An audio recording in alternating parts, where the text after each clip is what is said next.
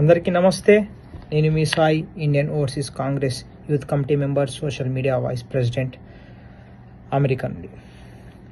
ఈరోజు తెలంగాణ రాష్ట్రంలో తెలంగాణ ప్రభుత్వం ప్రజల ప్రభుత్వంగా ఏర్పడినప్పటి నుండి, ప్రజలు ఎన్నుకున్న ప్రభుత్వంగా, అసలు తెలంగాణ రాష్ట్రానికి ఇప్పుడే తెలంగాణ వచ్చిందని అందరూ ప్రజలు క్లియర్ క్రిస్టల్గా నమ్ముతున్న టైంలో తెలంగాణ రాష్ట్రం గత పాలకులు ఆ టైంలో 2014 నుండి 2023 వరకు జరిగిన అవినీతి మీద ఒక్కొక్క అవినీతిని బయటికి తీస్తుంటే బీఆర్ఎస్ పార్టీ నాయకులకు నిద్ర పట్టట్లేదు, వాళ్ళకు భయం వేస్తుంది. ఎందుకంటే చేసింది తప్పు పని.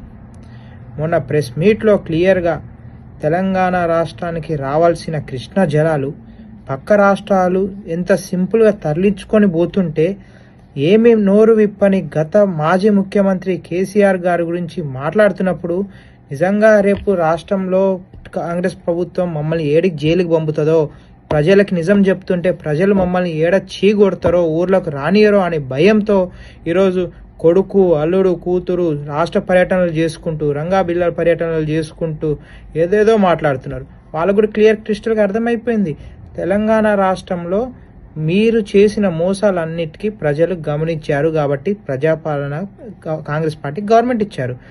మీ సొంత నాయకులే మీరు మీటింగ్లు పెట్టుకుంటుంటే కొట్లాడుతున్నారు, మీ మీదకు కన్ను ఎర్ర చేస్తున్నారు. ఎందుకంటే వాళ్ళకు మీరు గత ప్రభుత్వంలో పట్టించుకునేది లేదు. మీరు డబ్బుండేటోళ్లకు, కాంట్రాక్టర్లకు, వాళ్ళకు అందరికీ దగ్గర చేశారు తప్ప నిజంగా ఉద్యమకారులకు ఎవరికి పట్టించుకునేది లేరు. గ్రామ స్థాయి నుండి మండల స్థాయి నుండి జిల్లా స్థాయి వరకు నిజమైన కార్యకర్తల్ని మీ పార్టీలో మీరే మోసం చేసుకున్నారు. అటువంటిది రాష్ట్ర ప్రజల్ని ఏ విధంగా మోసం చేశారో క్లియర్గా కనబడుతుంది.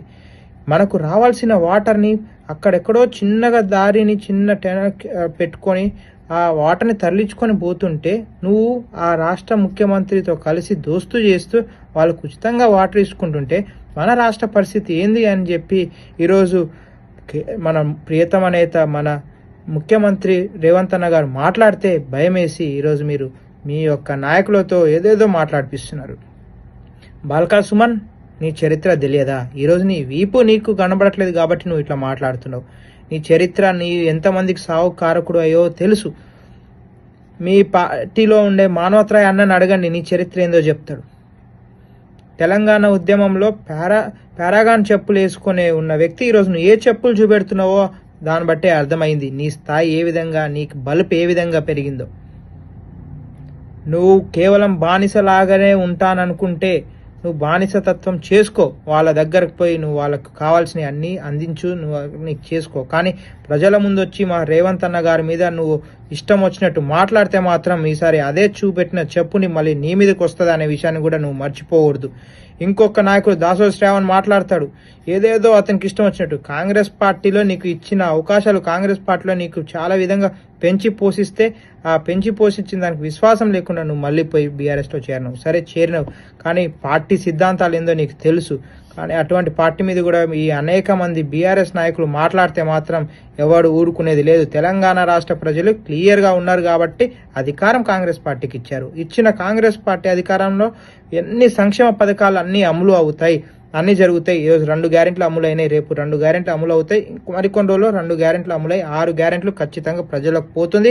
ఈ 6 కాదు, ఇంకా 100 గ్యారెంటీలతో సహా ప్రజల్లోకి అన్ని సంక్షేమ కార్యక్రమాలకి కాంగ్రెస్ పార్టీ ఎప్పటికీ ముందుంటుంది. కాంగ్రెస్ పార్టీ చరిత్ర అట్లాంటిది. అటువంటి కాంగ్రెస్ పార్టీ మీద మీరు అనేక విధాలుగా మాట్లాడితే మాత్రం ఎవడు సహించారు. ఖబర్దార్ బీఆర్ఎస్ నాయకులారా, ఒళ్ళు దగ్గర పెట్టుకోండి. నోరు ఏదైనా మాట్లాడి ఇప్పుడు నోరు దగ్గర పెట్టుకొని మాట్లాడాల్సిందే.